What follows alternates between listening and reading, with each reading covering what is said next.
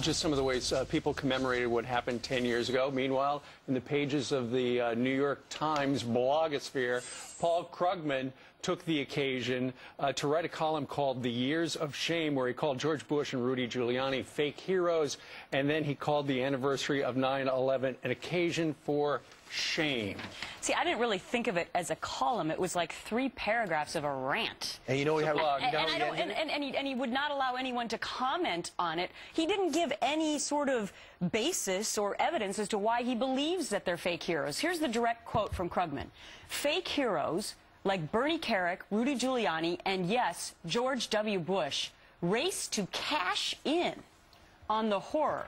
And then the attack was used to justify an unrelated war, and the neocons wanted to fight for all the wrong reasons. Okay, I understand if you're against the wars, but do you honestly believe that President Bush and Rudy Giuliani cashed in? He does. He believes that. Cashed in? In what way? Believes it. They made money off of it? Well, I mean, what he's trying to do is he's trying to matter again, clearly. And the fact that he doesn't accept posts shows you how prideful he probably is in the comment of being sarcastic. Brian, the reason he did not accept because he knows posts, he's going to get blasted. There are only a certain number of ways people can say you're an idiot. Right. I think it's 19. Right. I leave it to the American people to come up with creative ways. They would have been able to rally together on this point. He also blames professional pundits for turning a blind eye to the atrocities and corruption.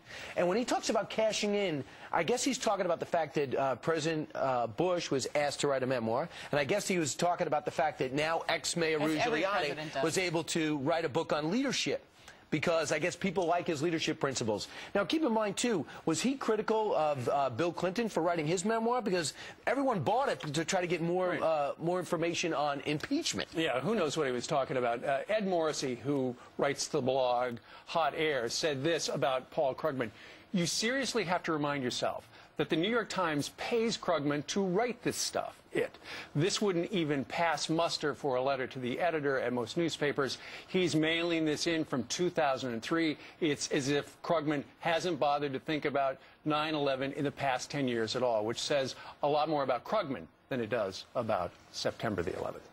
What do you think about his comments that George Bush and Rudy Giuliani are fake heroes? Email us, friends@foxnews.com.